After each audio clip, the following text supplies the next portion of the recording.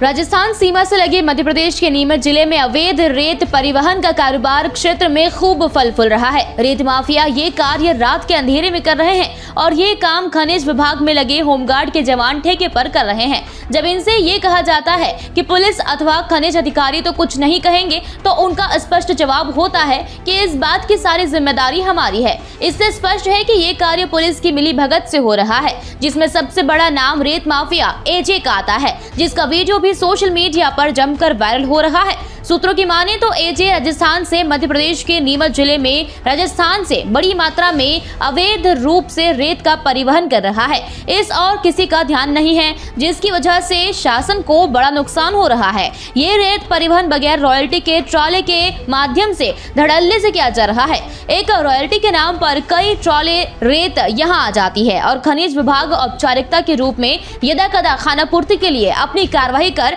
इतिश्री कर लेता है। हालांकि पुलिस भी कभी कभी कार्रवाई करती है, लेकिन अधिकांश मिलीभगत का पूरा खेल चलता है और राजस्थान से मध्य प्रदेश में अवैध रेत के ट्रक प्रवेश करते हैं। राजस्थान राज्य के सीमावर्ती जिला होने के चलते बनास नदी से राजस्थान की ओर से नीमच मार्ग अवैध रेत परिवहन हो रहा है, जिसके चलते नया गांव, अठाना, चड़ौल, सरोदा, सकतपुरिया गांव का मार्ग बुरी तरह क्षतिग्रस्त हो गया। इस पर ग्रामीणों ने जिला कलेक्टर को कार्रवाई के लिए 2 दिन पूर्व ज्ञापन भी दिया था।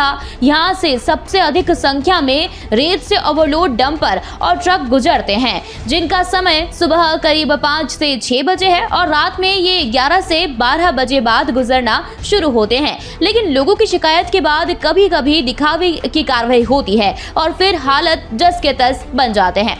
जब वॉइस ऑफ एमपी ने इस रैकेट के खुलासे को लेकर स्थानीय जनप्रतिनिधि और अधिवक्ताओं से बातचीत की, तो आइए सुनाते हैं उन्होंने क्या कहा। बड़ा खनिज का जो व्यापारी है आज तक नहीं पकड़ा गया, नहीं उसके ऊपर कोई कार्रवाई की गई। छोटे मोटे जो है, जो बेचारे छोटे मोटे काम चलाते हैं उनको पकड़ते हैंगे। बड़े जो डंपर इतने आ रहे हैं नीमच के अंदर, नीमच की सड़कें बिगाड़ दी उन डंपर वालों ने। बिना नंबर के डंपर आ रहे हैं नीमच में, उनके ऊपर कोई कार्रवाई नहीं हो रही है। ताज्जुब की बात है कि इतना बड़ा प्रशासन, इतना बड़ा हमला बैठा हुआ है और खनिज विभाग तो भ्रष्टाचारी का दिन प्रतिदिन अड्डा बनता जा रहा है। रेत माफियाओं को आशीर्वाद प्राप्त है नेताओं का, बड़ा अधिकारियों का, उनके ऊपर कार्रवाई नहीं होती। बड़ा दुर्भाग्यपूर्ण बात है, उनके ऊपर कार्रवाई होना चाहिए। जो कल तक सड़क पर घूमते थे, आज वो बड़ी बड़ी गाड़ियां लेके घूम रहे रेत माफिया।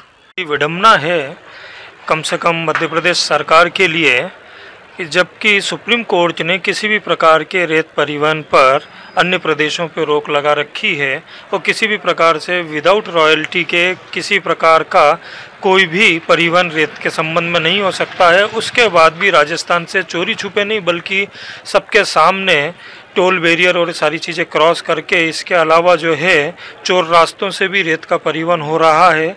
तो इसके अंदर प्राइमा फेसी ये सारी चीज़ें महसूस होती है कि बिना विभाग की जो है मिलीभगत के, जो अधिकारी कर्मचारी की मिलीभगत के इस प्रकार के कृत्य नहीं हो सकते हैं। और ये जो वीडियो वायरल हुआ, ये खाली इसका एक छोटा सा उदाहरण है। देखिए, इन सारी चीज़ों का जो है लिंक हम ये मान सकते हैं कि जो वीडियो वायरल हुआ है तो कहीं ना कहीं पे जो भी पैसा है वो बंटता है, भ्रष्टाचार का पैसा बड़े स्तर तक जाता है। यही वजह है कि केवल छोटे मोटे जो कर्मचारी हैं वो इस तरह की बड़ी बड़ी सेटिंगें कर रहे हैं और छोटे कारोबारियों पे, ट्रैक्टर चालकों के ऊपर इस प्रकार से इक्का दुक्का कार्रवाई करके कर्तव्य की इतिश्री कर ली जाती है और बड़े लोगों पे हाथ डालने से डरा जाता है। क्योंकि ये चीज़ आए दिन सुनने में आती है कि बड़े बड़े राजनीतिज्ञों का, रसूखदार जो लोग हैं उनका हाथ उन रेत माफियाओं के ऊपर है। आए दिन नीमच में ये बात सुनने में आती है। इसके अलावा जो चीज़ें हमने देखी है, मध्य प्रदेश में रेत माफिया जिस प्रकार से हावी है, बड़े बड़े अधिकारियों की हत्या इनके द्वारा की गई है, वो दिन दूर नहीं जबकि नीमच में भी इस प्रकार की कभी कोई घटनाएं हो जाएं। नीमच में कल एक वीडियो वायरल हुआ जो चर्चा का विषय है कि खनिज विभाग का एक अदना सा कर्मचारी यहाँ पर रेत माफियाओं से बात करता है और कहता है कि आप मेरे माध्यम से काम करिए और मैं आपकी ऊंचे लेवल पे सेटिंग करा दूंगा। ये बहुत चर्चा का विषय है और राजस्थान समीप होने से यहाँ पर रेत के डंपरों की आवाजाही सतत बनी रहती है, उसकी तस्करी होती है और मीडिया के माध्यम से उन पर कई बार उजागर होते हैं कि ये लोग तस्करी कर रहे हैं। तो नीमच का अगर ये कर्मचारी एक छोटा सा जो कर्मचारी है वो माफियाओं से सेटिंग कर इस प्रकार की तस्करी करने की बात करता है, तो ये नीमच जिले के लिए बहुत दुर्भाग्यपूर्ण विषय है। और मुख्यमंत्री जी जो चाहते हैं तो यहाँ के जनप्रतिनिधियों को उनके सम्मान के लिए इन माफियाओं पर तत्काल कार्रवाई कराना चाहिए। ये मिलीभगत का ही परिणाम है कि एक छोटा सा कर्मचारी भी बड़े अधिकारी से सेटिंग की बात करता है, और जब इसका वीडियो वायरल हुआ है तो ये नीमच जिले के लिए बड़ा दुर्भाग्यपूर्ण विषय है और इस पर तत्काल कड़ी कार्रवाई नीमच के जनप्रतिनिधि, अधिकारियों और मैं तो चाहूँगा कि मंत्री महोदय को भी इसको संज्ञान में लेकर तत्काल उसको सस्पेंड कर कड़ी कार्रवाई करना चाहिए। नशा विरोधी अभियान अभी लगातार मध्य प्रदेश में चल रहा है।